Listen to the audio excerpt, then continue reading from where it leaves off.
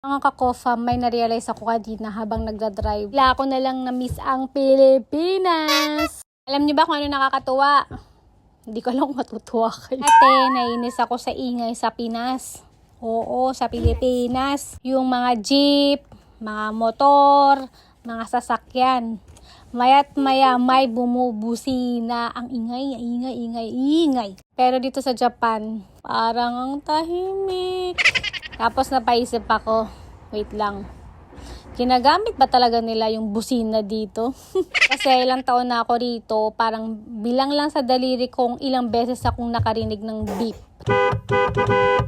Pilipinas, tumawid ka lang ng medyo mabagal.